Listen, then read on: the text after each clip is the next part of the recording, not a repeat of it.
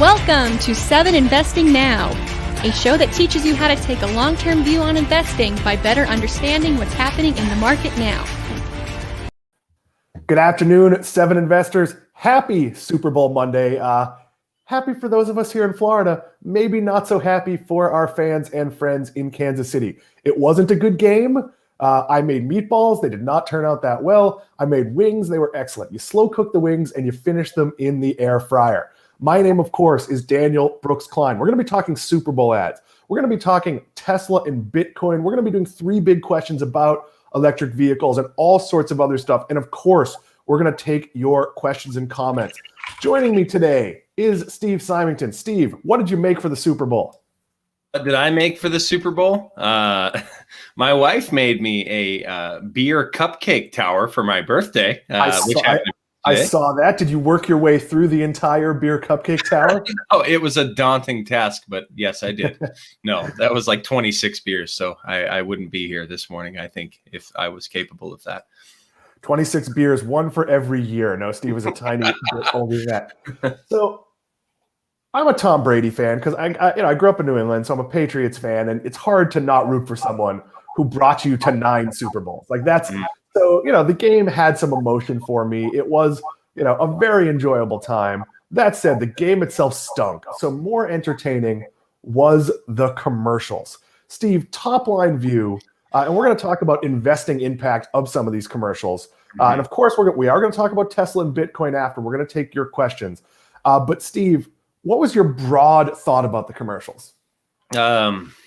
More were ineffective than I'd hoped they would be for a lot of publicly traded companies trying to promote their products. There was a lot of wit and levity inserted and references to the pandemic and such, but there were a few winners that I'm sure we'll talk about in a minute here.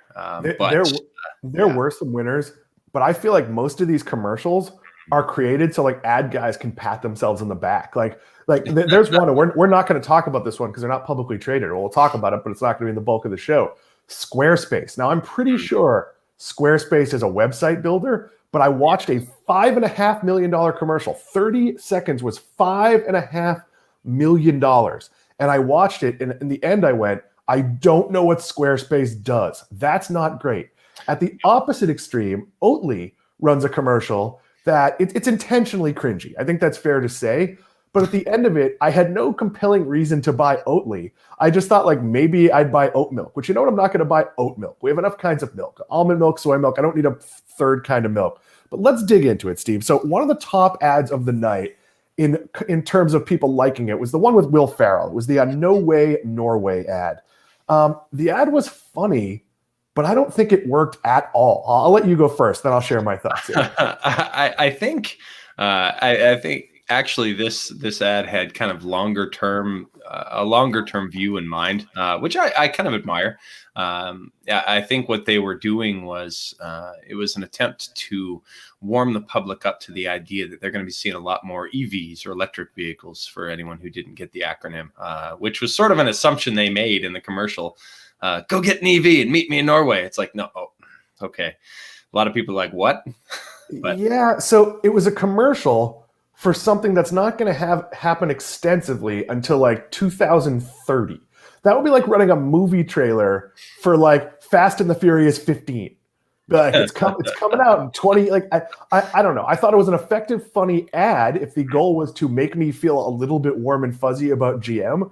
To make me buy a vehicle. No, again, I'm pointing this out because in a lot of cases, as a shareholder, I'd be asking, what are you doing? I would question the overall marketing ability of some of these comments. We see your comments. We see your questions. We want more of them. If you want to ask us anything about any of these commercials, any of these companies, happy to talk about it. Good morning, Dorit, Durian, and Renee Carell. Again, I am a little bit far away from my... Renee Carell, yeah. These are actually friends of the family. So yes, Doris, apologies for not getting your name right there. J.E., we'll get to your question. PepsiCo, this is the Frito-Lay night before the Super Bowl. I thought this was one of the better ads of the night, Steve. It actually showed the product. It wasn't overly amusing, but it did remind you of a bunch of Frito-Lay products and that they existed. Yeah, I'm not sure it's going to make me run out during the game and grab chips. It was sort of like an ad for the night before that should have run the night before. So I was scratching my head a little, but it was kind of clever, I guess. So Frito is a PepsiCo company. We're going to go through an array of PepsiCo commercials here. And the next one was the It Wasn't Me, based on the old Shaggy song. Shaggy was in it. That's Shaggy the rapper, not Shaggy, friend of Scooby-Doo. And the premise was Mila Kunis was eating Cheetos, and Ashton Kutcher was asking her if she was eating his Cheetos. And the whole time I kept thinking, are things going so poorly for Mila and Ashton that they can't get 2 bags of Cheetos? But I thought in general, Steve, this was a pretty good ad. Yeah, it wasn't bad. I just kind of cringed the whole time personally on that one. But I don't know. Again, I was kind of like, nah, I didn't enjoy it. But the next one, another PepsiCo one, was Flat Matthew. And this was Matthew McConaughey, and the premise was he was flat, and it was to introduce 3D Doritos. Steve, I don't want to ruin anything for anybody, but Doritos were already 3D, so I'm not sure if these are puff Doritos or it was effective-ish because at least if you love Doritos, now you know there are 3D Doritos. I thought this ad was like kind of dumb. Your thoughts? Yeah, I'm not sure it was worth the production that they put into it and the $5.5 million they paid to place it. But however much they paid Matthew McConaughey, like it's like return on investment. Will it matter? For a niche product that probably won't be around. So let's go with Procter and Gamble. They had the Jason Alexander sweatshirt Tide commercial. This was subtle. I actually think this was one of the better commercials of the night because it's funny, it kept your attention, and then it introduced the product really well, made a use case for the product, and then finished with the actual Jason Alexander. A weird celebrity to pick. Haven't thought of Jason Alexander in quite a long time, but I actually think that made it better, that it was sort of this like niche celebrity. Right. The problem I have with commercials like that are, when it's sort of like, can I remember what detergent they were pitching? Tide. I'm not sure. Actually, I'm like, was it Tide or was it the other one? And I guess your name goes to that. So that was tough, but oh well. So JE asked a question that not everyone is going to understand. He wants to know, how much did the 5-second Reddit ad cost? That actually wasn't a national ad. It was a pretty clever thing, but in select markets, Reddit bought a 5-second ad, and it got a lot of news attention today. One of the reasons you run a Super Bowl ad, or in this case, you buy local advertising in a bunch of markets, is because we're talking about it. There's a lot of residual effect of those ads. The problem is, and I think it's the business problem, is people will be like, oh, that ad with Jason Alexander and the sweatshirt, hit the way his mood changed, the way different things happen. And you're right. They're not going to say the Tide ad. They're going to say the Jason Alexander sweatshirt ad. I do think that is a fundamental problem. Again, we would love your questions and comments. Steve, go ahead. The JE, by the way, I did read that Reddit probably paid between $900,000 and $950,000 for that little spot. And like Dan said, it aired in just a couple major markets. So people in LA and New York. And I was thinking, wait, did I miss it? Because I heard that it was going to happen. And it was just in a couple places, but they paid just short of $1 million for it. So probably $900,000 or so for that little 5-second. And for them, that's probably a great deal because they're getting talked about doing something really different. Remember a few years ago when Denny's gave away free pancakes the next day? And it was like the whole world was talking about Denny's. I don't feel like there's any product that the whole world is talking about. But the next ad I truly hated, Steve. This was the Uber Eats Wayne's World ad. And why did I hate it? Because I turned to my son, who's 17, and I said, do you have any idea who those people are? And he said, no. Wayne's World is not a movie that's aged well. It's not a movie that's generational. It's a movie that's fairly unique to people. Steve, you're in the age bracket that I'm going to guess you saw Wayne's World, maybe even in the theater, or you remember those Saturday Night Live characters.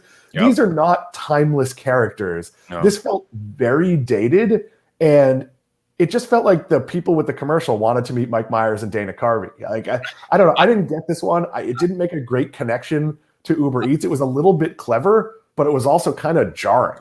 I was impressed that Dana Carvey hasn't aged seemingly, but I can't say the same for Mike Myers. But I think we had enough people. They probably understood the demographic that was watching that a lot of people did remember. But even myself, like I was very familiar with Wayne's World and a big fan when I was younger, but I barely remember the references. I was like, oh yeah, that's in there. But you kind of have to go back and watch the movie. If anything, it was more of an ad for people to go rent Wayne's World on Prime.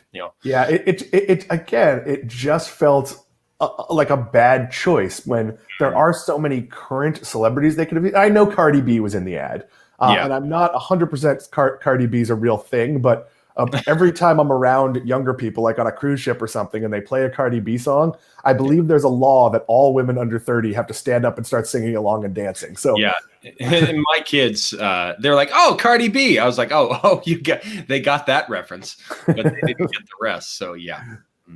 So we are talking Super Bowl ads. We are taking your questions and comments. We're going to talk Tesla and Bitcoin, and then we're going to do 3 big questions about electric vehicles. See how I did it there, Steve? Unlike GM, I actually tell you what it stands for and don't assume it.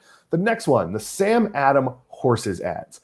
A big problem with this ad, Steve. You turn it on and you're like, oh, it's the Budweiser Clydesdales. I think they were going for that. That's kind of a mistake, don't you think? I'm not so sure. I thought it was a Budweiser ad until the very end, and then it's horror. And my son was laughing at that part, and I was like, "What is going on?" And I was like, "Oh, it's a Boston beer ad, and a Sam Adams Boston Beer Company's the ticker SAM behind that one." And I thought it was clever enough that people would be like, "I kind of want some Sam Adams now." So I know that guy from Boston, but do you remember, Steve, what the commercial was for? It wasn't a broad Sam Adams commercial. It was for something specific. Your cousin from Boston commercials? It was for a new beer Sam Adams was pushing. I, for the life of me, can't remember that. And I have that cousin from Boston. I'm from Swampscott, Massachusetts. So I know that guy. But again, all that reminded me is you're watching it, you're like, oh, hey, it's a Budweiser ad. And then the fact that it wasn't is kind of clever, but it did remind me that, hey, Budweiser's there. But let's talk about... If you sort of tuned out for the last 5 seconds, you might have thought Budweiser actually placed an ad and Sam Adams did him a favor. We're going to seg into, there are a whole bunch of Anheuser-Busch Budweiser ads. But throughout the show, they advertised zero alcohol Budweiser. And Steve, tell me what I'm missing, because I feel like the recipe here would be water and a little gold dye. I understand if you're telling me it's alcohol-free Guinness or some other rich-tasting, deep beer. Are there really people who love Budweiser that are concerned about drinking and driving? I'm teasing a little bit, but who is out there for the great taste of Budweiser? Like, that feels to me like it's a miscalculation. Yeah, I don't know. I remember a couple of years ago when Bud Light Seltzer was being advertised, and my son was like, "Dad, what's seltzer?" I was like, "It's like water, but sparkling." And he's like, "So Bud Light seltzer." And I'm like, he's like, "So regular Bud Light, right?" I'm like, "Oh, good." But yes, kind of the same deal. It's like who, the seltzer, I guess, was arguably stronger, but the zero alcohol version. See, here's the thing. I thought all the seltzer ads were generally a good idea, because you can't tell me there's an appreciable difference between any of these seltzers. If I order a Truly and you bring me a White Claw, as long as it's the flavor I ordered, I'm not going to be like, throw this garbage back. Like, it's all seltzer. And yeah, there's subtle differences in carbonation. You might have an absolute preference, but the reality is it's all about mind share and market share, which leads to shelf share. So those are just sort of very naked plays. We are absolutely going to talk about Fiverr, Zach Files. We will get to that. So Anheuser-Busch also had the Bud Light Legends. I thought it was a kind of funny commercial, though I have to be honest, I didn't remember most of the characters they were bringing back. But again, I question the need to advertise Bud Light. Like, Steve, you're a beer drinker, and I mean, not a heavy beer drinker, but you drink beer sometimes, and I don't drink beer that often. But if I buy beer, I'm going to buy an interesting beer. Right. I think you're either someone who does that, or you're someone who buys your Bud, your Coors, whatever it is you drink. Again, those ads feel misplaced to me, but good for some of those people getting some work. Yeah, I think Bud Light always has its place in my parents' fridge, but that's pretty much where it ends. And I'm not I'm generally going to go there. I'll get a cheap Mexican beer, I think, before I go with Bud Light, but otherwise it's going to be some nice microbrews or a Sam Adams or something. I think people's tastes are steadily changing that way, and they're willing to pay just a little bit more for good beer and appreciate what it is. But that's just sort of the way things have been going in that industry for the last 5, 6, 7 years. Let's finish up with Anheuser-Busch. They had a really long ad featuring Serena Williams, a number of big name celebrities. Steve, what was it for? I'm not sure. It was for Michelob Ultra. And you had to sit through. I thought it was just an ad for Serena Williams. Like, I thought someone was just pushing it. Like, and at the end, she was going to be like, "Come watch me play tennis." Like, again, a lot of these just not very effective. I think the next one falls into that boat. Tracy Morgan for Rocket Mortgage. Really funny. Did it tie you to Rocket Mortgage in any way? I don't know, not really. That people know Rocket Mortgage exists, but I think what they're going for is stemming some of the concerns people have around uncertainty in the mortgage application process. And I'm not sure people are generally that concerned about whether they can afford a mortgage. That doesn't seem to be a big question, unless Rocket Mortgage is getting that question a lot. Like, can I afford this? I think they'll tell you that when they approve you for the mortgage or not. Like, and they're much more stringent about the requirements for debt to income ratios and such now than they used to be. So I don't know, maybe. Not so much. We've dipped back into sort of dangerous territory on that. And for me, the issue is the commercial spent too much time on humor and not enough time connecting the dots. So Rocket is a publicly traded company, and you sort of got the idea that they were a mortgage company. And what they were telling you is that, like, hey, there might be risky players in the mortgage space. And hey, that's a bit disingenuous, because where do most people get a mortgage? Their bank or their credit union. So the reality is, yes, the guy on the street corner offering you a mortgage, he might be sketchy, but that's not the selling point for Rocket Mortgage. The selling point is actually that it's quick, which, by the way, it isn't. Yeah. So I am not a fan of that company, because they sell something that they don't offer. Like, the reality is they don't have, for 99% of people, this like 45-second Rocket Mortgage approval. You still have to do all the things you have to do everywhere else. They just have a little bit better of an interface.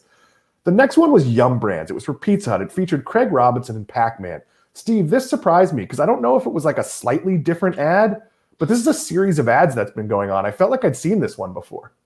Yeah, I sort of shrugged, and I was trying to figure out, like, okay, Pac-Man, was he talking about the dots? And I don't know. It was effective because I wanted pizza.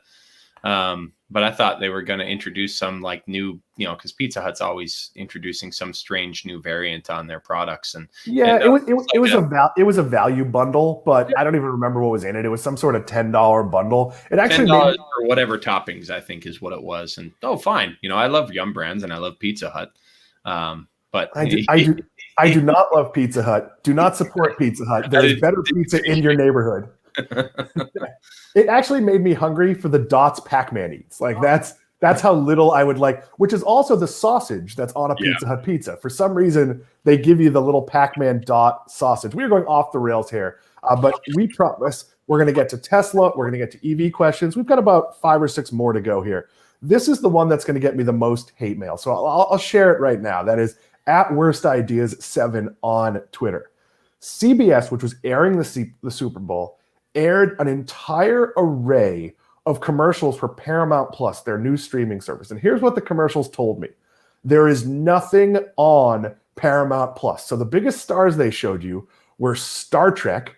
Basically, the 8th most important Star Wars series is going to be better than the biggest Star Trek series. After that, Steve, they've got Beavis and Butthead. I'm sure in 2021, that was a difficult get. Those guys, they got Snooki from the Jersey Shore. Like, the level of C-list celebrity that are the A-list content on this channel, I thought they should have been vague. They should have teased really interesting things. They made it act like they had a Disney Netflix level of content, and you're like, when's it coming? Like, oh, you've got live sports? Like, I'm watching live sports now. Like, I don't know. I was really disappointed, Steve. That was sort of this is a stream. I think that the end of the commercial was maybe the exclamation point on its ineffectiveness. And they said, oh, and it's also a streaming service. That was literally how they ended it. I was like, yeah, that's pretty much how I feel. I'm not going to buy that. And we'll see. I've been calling them the 5th best streaming service nobody needs. And that commercial really reiterated that. I don't know. They're spending a lot of money. This is a third tier service at best. Zach File says, any thoughts on Fiverr's first Super Bowl commercial? Steve, I know what Fiverr is, and I feel like maybe they had this ad made on Fiverr, because it was pretty mediocre, and it never told me what Fiverr does. Your thoughts? It was clever in that it was the whole Four Seasons total landscaping thing, and no, this isn't a hotel, and it was playing on the whole botched press conference with Rudy Giuliani and all that. So sure, clever, but yeah, it didn't do a great job at explaining, hey, what does Fiverr do? And if you know, you know, but I'm not sure that's the best way to spend $5.5 million. And maybe people would go say, well, what does Fiverr do? But I think they're going to remember more the sort of clever play on the Four Seasons total landscaping thing than they will the actual Fiverr brand. So we'll see. Maybe they'll watch the ad and then they'll wonder what Fiverr is. Let me give a lesson to companies that people don't know what you are, that have a weird spelling. Spend your commercial telling me what you do and spelling your name. So if I'm a musician and I have an odd name and I'm telling people what my social media is, I'll be like, that Jack, Jackk, Jones, Juons. Like, you know, whatever weirdness is, you have to make it accessible. Fiverr threw away $5.5 million, and that absolutely concerns me. But T-Mobile did not. One of the early T-Mobile ads before the Super Bowl, we actually shared on our Slack. The one in the Super Bowl featured Adam Levine, Gwen Stefani, Blake Shelton. Steve, do you want to explain the premise of this commercial? The Tom Brady Gronk commercial. Oh, there was that one as well. So that was before the Super Bowl one. That was the one that didn't get. They actually turned it down. So that was maybe even the most effective, in my opinion, the T-Mobile ads. But yeah, I think it was a fantastic kind of ongoing series of that ad campaign. You could probably explain that one better than me. Yeah. So what happened? So clever. Is they showed you the impact of a bad network. So in the one of the Super Bowl, they showed Gwen Stefani calling Adam Levine and describing the guy she'd like to date. And she says, yeah, not country, really refined. Like, she describes the opposite of Blake Shelton, basically. Yeah. And then they play back the bad network they're on, what Adam Levine heard, and it's country, not refined. I forget the other descriptions. And she sends in, so he sends his buddy Blake to the date, and he's wearing Spurs, and he rode a horse there. And it was very, very funny.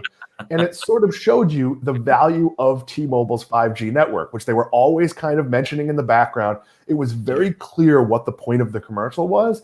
And when you describe it, you are very likely going to say the T-Mobile Gwen Stefani Blake Shelton commercial. You're probably not going to describe it. So the actors, the singers the stars did not overshadow the commercial. We've got just a few left here. Robinhood, they were in a commercial called Born Investors. It seemed to be a commercial that was really effective in promoting working hard, not so effective in promoting Robinhood. I sort of felt like it was the opposite of everything Robinhood's done to promote their brand so far. And maybe it's a step change in the way they're trying to promote their service because they realize they're kind of in some deep PR issues at the moment. But that was an interesting change of pace from the brand that's almost trying to pose itself as, we don't. I feel like they cater so much to people who love to try and day trade or inexperienced options traders who try and make risky bets.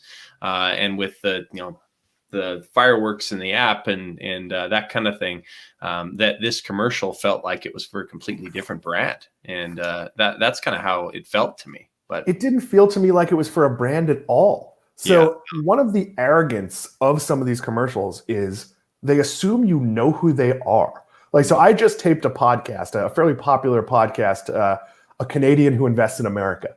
And I didn't assume the audience for that show would know who I was. I made a joke that I'm not as big as Canada, as I am in the US, where of course I'm a giant celebrity. And then I proceeded to tell people who I am. Robinhood, if they had just said, we're a really easy platform to get started investing in, and played against that background of other things you invest in, I think that would have been okay. But at the end of it, you're like, is this a time management app? Like what is it? And fundamentally a giant problem. Go ahead, Steve. J.E.'s very clever comment. He said Robinhood, quote, bought the call for millions a couple of weeks ago and watched it expire worthless on live TV. That's an options joke. Basically, he said, if your call isn't above the strike price, it expires worthless. And that's Steve, I don't want to call him out, but that joke is in the big book of options jokes that, of course, all of us have read. That is not a thing. We got just a few left. Then we are going to talk about electric vehicles. We're going to talk about Tesla and Bitcoin. We would love more questions, more comments. We're going to get a comment from our very own Matt Cochran. Steve, if you want to ring that up, absolutely. We will take that, Sam Bailey, if you want to put it on screen.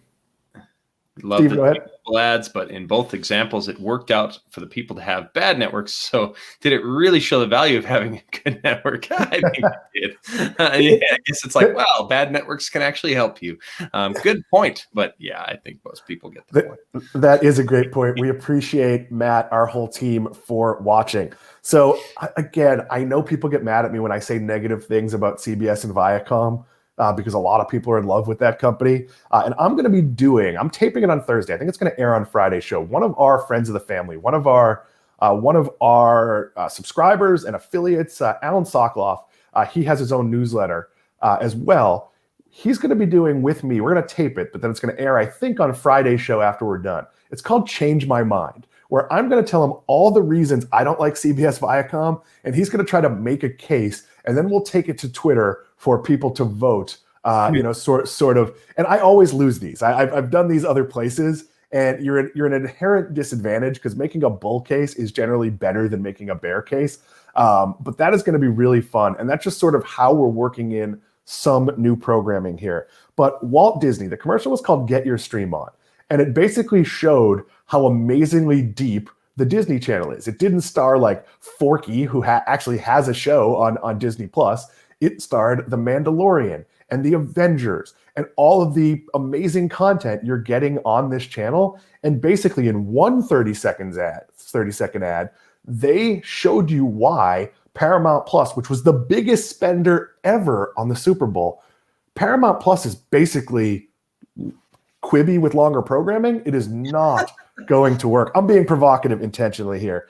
So Bruce Springsteen did an ad, and it felt like a Springsteen song. It was all about coming together. Steve, what was it for? I think it was for the boss, right? That's it. It was for Jeep. And I guess there's a rub for Jeep in being associated with Bruce Springsteen. Yeah. And it was a really nice mention. And if it was like, if they had just started the commercial with Jeep would like to bring you a message about unity, that would have been better than this like pretty good Bruce Springsteen poem or whatever it was he was doing about coming together. And then at the end being Jeep. Like it really did not work. Steve, Chipotle, can a burrito change the world? That was actually the title of this commercial. Did you like this one? Absolutely. I love me some Chipotle. But I also like that it highlights the I guess you could say ESG approach that Chipotle tends to take, especially with their food sourcing. That's kind of been a big thing. And a lot of people don't necessarily know that, how responsible they try and be in the way that they source their ingredients and just the way they run their company. And I think it did a great job at highlighting that. And it may spur people to want to actually support a brand that is perceived to be responsible in the way it does business. So I think I'm going to go opposite direction here. So do you remember a few years ago, there was E. coli and basically a very minor scandal. A handful of people got sick. Less than 200 people were impacted by this. Do not hold yourself up as a food company as better than other people as your core message.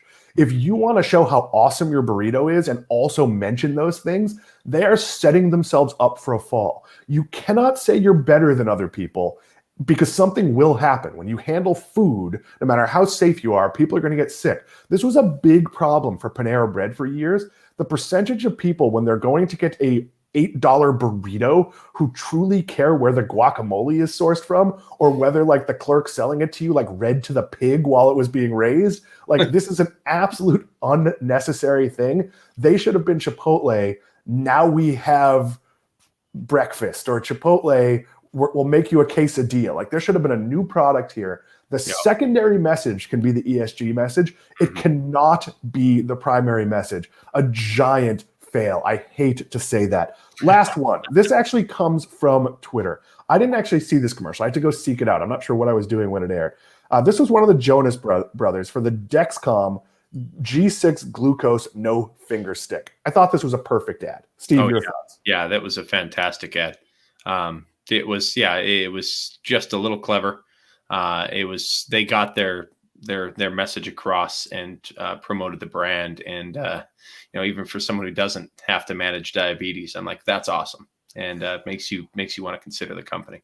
It just explained it. I know there's some controversy in the diabetic community, so I want to at least acknowledge that. But assuming the product does what it says it does, I thought it was very effective. We're going to take one last question from Andrew Connolly, and then we're going to move on to talking about electric vehicles. I like Chipotle's recent move toward their app, but they need to address their quality issues. Always seem to be out of something, and it's always a crapshoot for whether or not it will be good.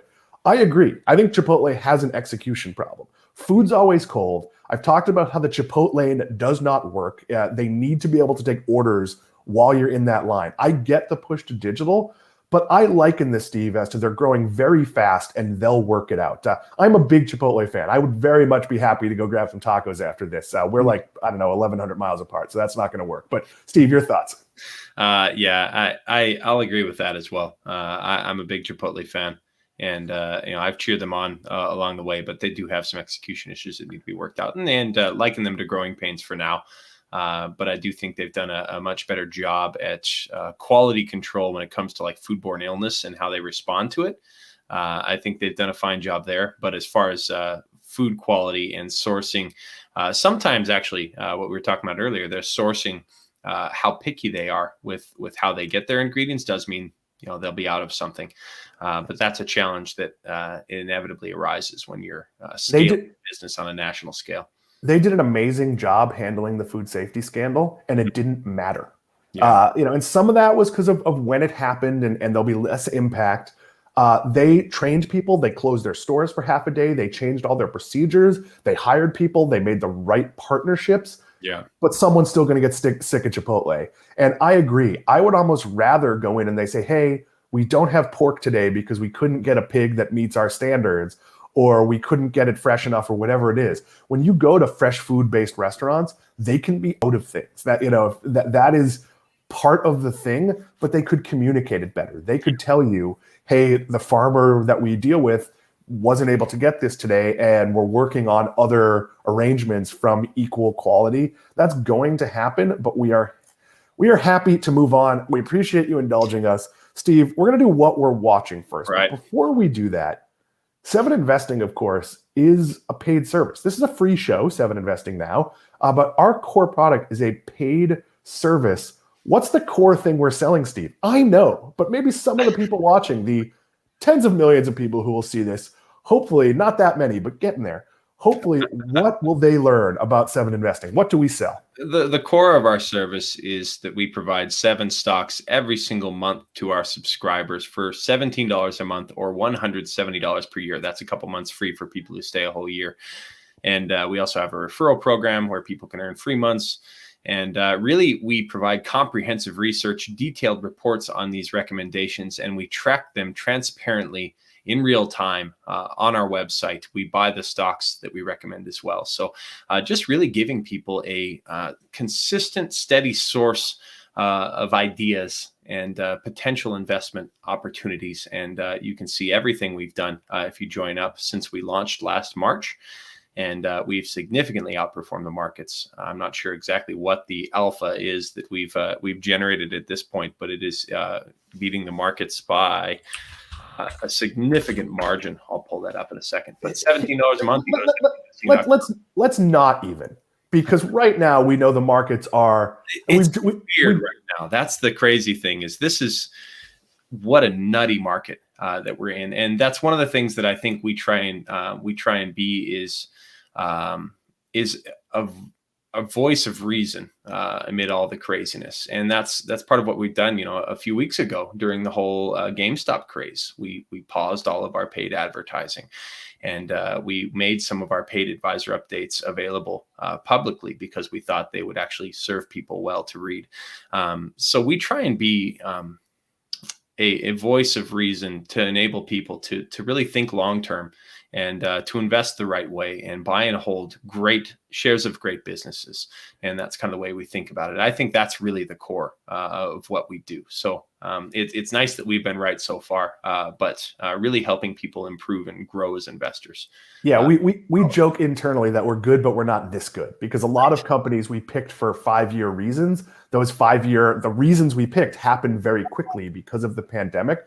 Mm-hmm. Here's how I look at it. Experienced investors are just going to get the benefit of the amazing amount of research we do. We all put in tens of hundreds of hours every month, every year, looking at the companies we don't pick, let alone the ones we do. And if you saw what we talk about on Slack and how much information goes back and forth between all of us, when you get those 7 picks, the work was done. But I love it for newer investors, for people who maybe were only buying mutual funds or didn't really know how to get into buying individual stocks. Mm-hmm. It's like you have a friend who can help you get through it. We have private calls for people. We answer email that you send us at info@7investing.com. We'll answer it on this show to share those lessons for most people. We're active on Twitter. That's @7investing. I will stop the commercial here. If you would like to subscribe, that is 7investing.com/subscribe. I went on a little too long, but I'm passionate about what we do because I love the reason we're doing it. It's we saw during this GameStop thing, the little guy's getting beaten. The little guy's getting beaten if he's trying to day trade. The little guy's not being beaten if he's a long-term investor. That's what we do. That is what we believe in. Steve, time for what we're watching. We're going to get to Tesla in a few minutes. Turns out Hyundai Kia is not working with Apple. Steve, why don't you explain this story a little bit? Yeah, so shares, if you look at shares of both Hyundai and Kia, and they're kind of affiliates, they're falling pretty hard today. I think last I checked, they were down 9% and 14% respectively, after both companies disclosed in regulatory filings that they are not in talks with Apple to develop a self-driving Apple car. And this is sort of an about face for Hyundai, because actually last month, Hyundai said that it was in early stage talks with Apple, but it later revised that statement to not mention the folks in Cupertino. So only a few days ago, CNBC actually reported that Apple and Hyundai Kia were finalizing a deal for the Apple car. And both companies did say, however, that they're in early, basically, they've received requests from multiple companies to collaborate joint development of similar projects. But Apple seems to be out of the mix, at least for now. But everything's really early stage. We might yet still see a collaboration. Apparently, Apple wants the car to be built in North America, and they want control over the hardware and the software, which could be part of the reason this deal kind of stumbled. And maybe this is a hardball tactic by Hyundai Kia, to say, you know what, we're no longer in talks, and it's not doing their shareholders any favors at this point. But Apple could also go with another big manufacturer. So it'll be interesting to watch this play out. But for now, it seems like it's off. Let me give you the investing lesson here. Don't buy mediocre companies because they have some good news. Basically, here's how Apple's telling it. Kia and Hyundai sent them a text that said sup, and they didn't answer.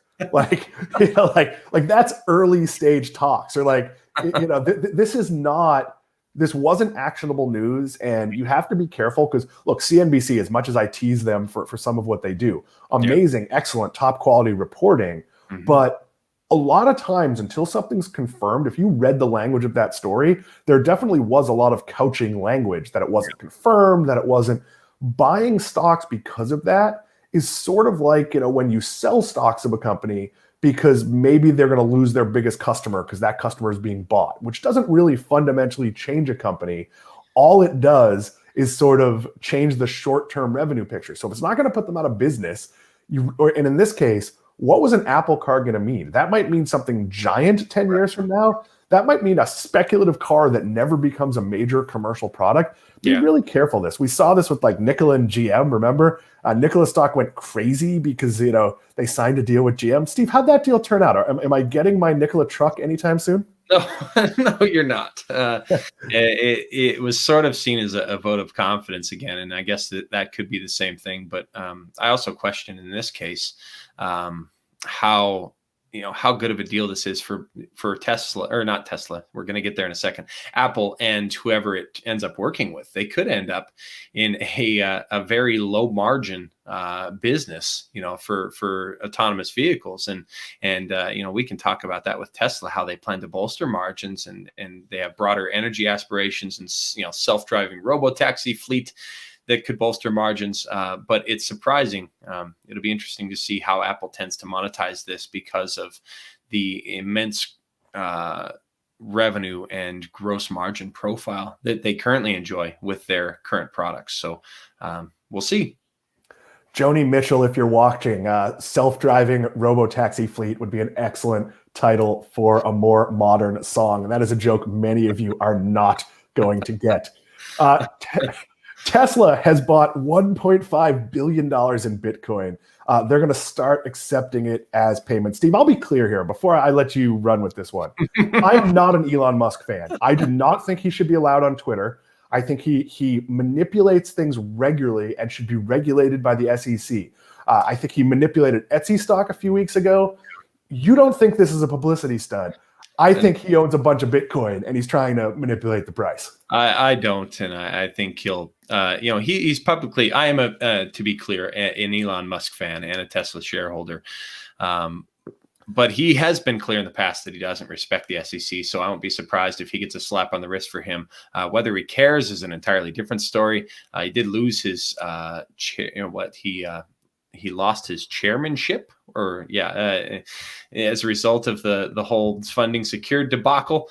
But I honestly don't think this is a publicity stunt. I think it actually makes sense in light of his recent tweets on cryptocurrencies, and a lot of people were perplexed by his tweets on Dogecoin, which was kind of strange. He seems like he's kind of enjoying himself, and he does know what he's doing. But I do think it serves as a massive vote of confidence in the future of cryptocurrencies in general. Bitcoin happens to be the most widely viewed as a legitimate potential real life currency in the cryptocurrency space. And we were actually talking about this just last month in our internal 7 Investing Slack channel. About the same time we unveiled our partnership with Crypto EQ and had Spencer Randall, their founder and CEO, on our podcast. When Musk was tweeting just a few weeks ago, he was tweeting back and forth with MicroStrategy CEO Michael Saylor, who's a big Bitcoin proponent himself. And I remember Musk was asking at the time, he said, are such large transactions even possible? Because they were talking about the potential for Tesla to transfer some of their balance sheet over to Bitcoin. And Saylor noted at the time that he'd just done that over the previous month with 1.3 billion buying in Bitcoin. And he said he'd be more than happy to share his playbook with Musk offline if he wanted. So sure enough, here we are a few weeks later. Musk has done exactly that. He's buying 1.5 billion in Bitcoin, and they say they will soon accept it as payment for Tesla vehicles. This is a big deal, I think, and it's a very big deal, and it should be really interesting to watch, because I think this is arguably the biggest backer we've seen for some, a large company, a industry leading, one of the largest companies in the world, actually publicly accepting Bitcoin as valid in the world. And I think that's what they've been searching for, is validity. Here's the thing. There's very real cost with building a Tesla. So there's a pizza place in Cambridge, Mass. that takes Bitcoin and has a Bitcoin ATM. I don't know if that still exists, but that was a news story a while ago. Sure. When I buy a $50,000 Tesla with $50,000 worth of Bitcoin, and then an hour later that $50,000 is worth $35,000 or $65,000, it can go either direction. That is a significant amount of risk for Tesla. If this is going to be 5% of their portfolio, that's probably interesting and okay. Yeah. If this is going to be some sort of big thing, I question, when someone's positively tweeting about Dogecoin, whether there shouldn't be much stricter SEC communications regulations, because that's trolling. That is absolutely, playing up internet memes. Mark Cuban, who is often a really interesting investor has also sort of played to that I don't always think. If you don't see the whole Reddit Ask Me Anything and you only see those parts, I think it can be really tricky. Turf Pete, we're going to get to your question because it's a really good one that I think is an important investing lesson.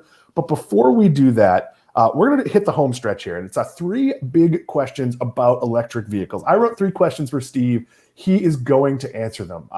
There'll be a little bit of time for Q&A at the end. So we'll take the question from Turf. If there's anyone else that has a broad question, a question about anything we've talked about today, anything that happened, you want to make a case that Tom Brady is greater than Michael Jordan, I'll listen to that case. And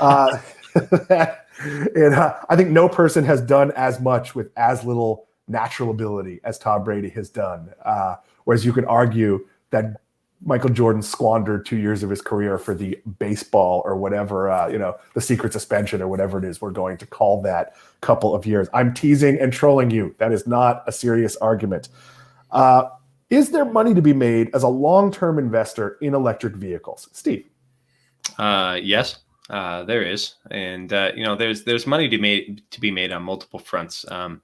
I think you can look at suppliers, you can look at companies that are sort of full stack, that are doing most of this themselves. You can look at companies like Tesla. I'm not sure. I'm not yet convinced that I want to buy companies like Ford and GM. That's just me. And they're piling a lot of money. Just last week in our live streams here, we talked about how Ford and GM are both, they've announced plans to pile, I think, $29 billion and $27 billion respectively by 2025 into their electric vehicle development. And I think that's going to be transformative. But I also think I would rather continue to own shares of companies like Tesla with a bigger long-term vision when it comes to the electric vehicle space, because I think they have a technological edge, and I think there's money to be made, but you're going to have to be smart about how you do it. But yes. I didn't want to own car makers before. I don't want to own car makers after. It's very hard to be differentiated. Yeah. I also don't chase EV investments. All the people buying, it's the Tesla of Sweden. Like, that's a dangerous game to play. I like Tesla not because of the vehicles. I don't own it because of Elon Musk. I like it because of all the other things they're developing. One, the brand matters, and that is not true of most car companies. They are very loyal, despite their cars being fairly crummy from a maintenance point of view. They have terrible track records there. The battery technology to me is interesting. If we're going to go to space, what Tesla is doing with batteries may be a big piece of that. Question 2, will Tesla remain the leading player that sets the market? Steve? I think it likely will. And if anything, it came into this with a significant technological lead, and that's something I've been writing about and saying for the last couple of years. And I think it's well ahead when it comes to autonomous vehicle technology and battery technology, and it's getting there with manufacturing. You can see some of the big Ford and GM proponents that are criticizing the way Tesla manufactures and their big casts and stamps and maintenance and charging stations. So there's a lot of work it has to do yet, but I also think its recent run has done it a lot of favors, and taking advantage of that to raise capital and improve their balance sheet along the way for a company that's sort of on the edge of profitability and back and forth when it comes to positive and negative cash flows. But I do think they'll remain the player leading and setting the market going forward. That's my personal opinion. That doesn't mean they can't be disrupted by an up-and-comer going forward, or the well-funded industry incumbents. But I think Tesla is working from an advantage, and I think that lead is theirs to lose. Steve, I'm going to say they have a bigger advantage than you think, because, and you can tell me what it's like in Montana, but here in Florida, I would feel entirely comfortable buying a Tesla with the charging range. Let's say you buy the model with a 240-mile range, right, that I would never have to worry about a charge. I drive from my house to Orlando a lot, and there's 3 rest stops along the way on the Florida Turnpike. Only one of them has Tesla charging stations, and I assume it's like every third one on the Florida Turnpike in general. But as long as you know where it is, and they're good at communicating that, it's very easy to stop. There's a ton of them. I've never not seen like 5 available. Sure. Once I'm in Orlando, they're everywhere. So I feel like what they've built with charging infrastructure gives them a pretty big lead. Like if you said to me, I can buy a Tesla for 40 grand or a GM for 30, my first question would be, well, where do I charge it? And I think that's a big question. Yeah, and I agree. They're even up here, the charging stations are few and far between, but there are apps within the actual Tesla vehicle that tell you where it is, and you can plan trips around that. And it's only getting better. So we've got supercharging stations here, and so I'm looking forward to seeing that infrastructure continue to get built out, and I think it'll be like gas stations going forward. But speaking of which, you have another question Yeah, Steve, I'm going to take that one after we do the third one here. So there is a great question from Doris and Renee. We're going to take that as part of our final Q&A segment. And I realized, Sam Bailey, I sent you the graphic. We have a whole new graphic, as I teased on Friday, sort of a rundown for the show. And I didn't tee it up at the beginning. Sam, if you're back there, if you haven't given up on us, if you want to show that graphic and we can remember to show it at the beginning, look how nice this is. We have this whole, Max Chasko put this together. We were going to take your questions earlier. That was largely because the template is built around having two people on the show, and I couldn't figure out how to delete it. So I just decided to insert take your questions. We're actually going to do that at the end. So from now on, as we start the show, we're going to show you this graphic so you have a sense of what we're doing and what's coming up on the show. We have a great team behind us, and we are really excited about that. But Steve, when do you think electric vehicles will replace internal combustion engines as the dominant vehicle on the road? So 51% EVs, 49% ICE. That's a loaded question, but I'm going to just go a good round number and say in the next decade. So let's say 10 years from now, I think we get there because of the massive tens of billions from multiple manufacturers that they're pouring toward that. And I think in the next 10 years, they'll be making mostly EVs. It's just a matter of how long the current internal combustion engine vehicles remain on the road. And I think it's going to, the inflection point, maybe we've already started to kind of hit that, but the next couple of years, it's going to be really fun to watch, I think. The price has to come way down. I bought my Nissan Sentra. It was 1 year old. I bought it for about $11,000. When I'm regularly driving on the highway, I get 40 something miles per gallon. Hard to argue that I should buy a $35,000 electric car. The savings simply doesn't add up. So I do think you need the price point to come down. JE says, can't wait for my Cybertruck delivery this year. Let's be real, hopefully next year. Steve, do you think they deliver the Cybertruck? I feel like that one was a goof. Like, it looks like a transformer that doesn't make the A-list. They deliver the Cybertruck. That's going to happen. And it might take longer than you think to deliver, but it'll happen. And I think there's enough interest from everybody. And I think a significant amount of those Cybertruck pre-orders are genuine interest. And I think they will be, because it's a refundable pre-order. To be, that's something you need to keep in mind. So they're not going to deliver all of those, but I think the amount of interest they have from people is absolutely genuine, and I think they will deliver it.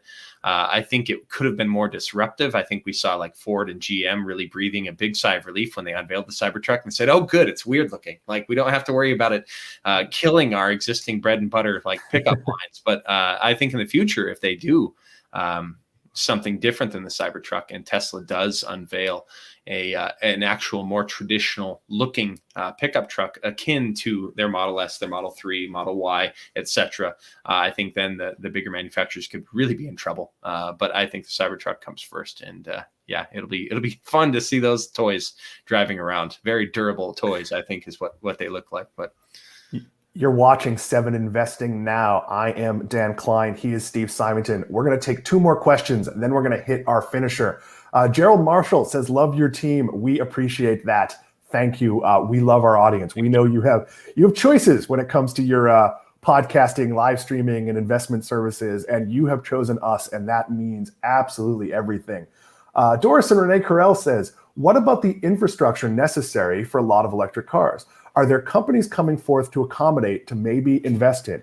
It's an interesting idea, but I've never been a big fan of like, this company makes the horn for this car company, let's invest. I think the best investment is, of course, the charger networks, but I'm not putting a lot of money into, say, like gas company stocks or gas station. Like, I don't think that, Steve, maybe you have a better idea here if there's a secondary play. There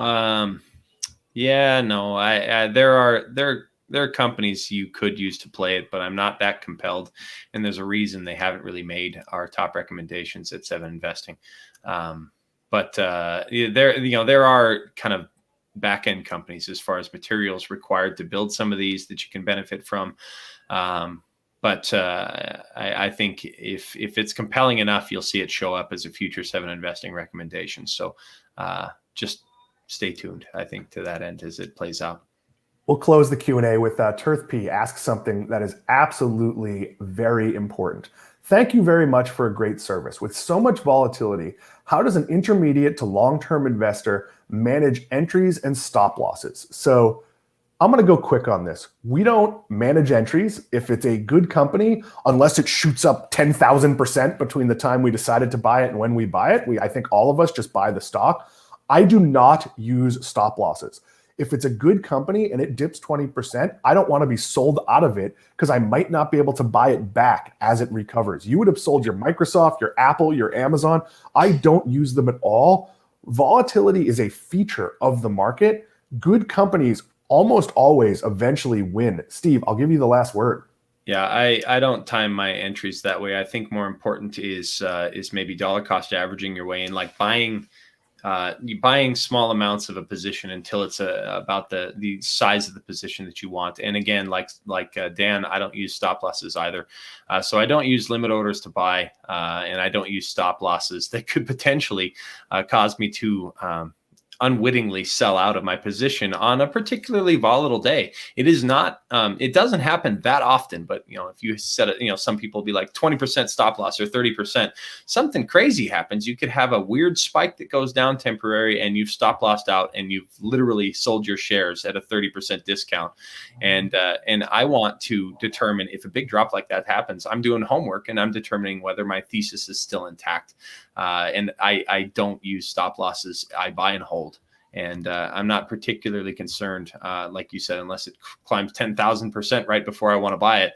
But even then, if a stock jumps 10, 20% or something over the course of a couple of weeks, I'm like, I wish I would have bought it a couple of weeks ago.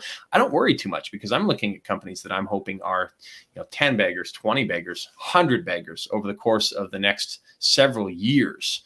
And that's the way we think, not in months or weeks or days or even quarters. We're looking at these companies from a very long-term perspective. That's the best way to ensure that you have outsized gains. You, of course, only get to know our picks if you're a subscriber to 7 Investing. I will say that my pick this month, I bought on the first day I worked here. Like, I wanted to buy it, but I couldn't because of trading restrictions and hosting shows where I used to work. So the second I could, I bought it. And between the time I bought it and the time I recommended it, it doubled. I am 1,000% convinced that doesn't matter at all. If you pull out the stock chart from any good company, it is really hard to find one that doesn't have a 50% drop at some point. Did you believe in Microsoft during the Windows 8 era? I believed they were going to fix it. I believed they were going to change the C-suite, and I held on. That is my biggest position in terms of gain. It's also the one I've held the longest. Steve, this has been a long show. It is now time to hit our finisher. Thank you, everybody, for the great questions and for playing along. Which perennial Super Bowl advertiser is the best investment? Only 13.2% of you said Coca-Cola. I think Warren Buffett would argue there. 15.9% said Anheuser-Busch. Again, another really strong long-term track record. 8% said McDonald's. I don't know. Grimace would disagree. Walt Disney, 62.9%. Steve, I can make a case for any of these. Yeah.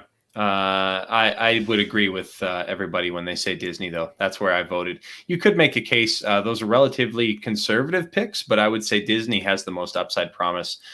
Personally, I'd say as far as perennial Super Bowl advertisers, that's the one that I would most want to own.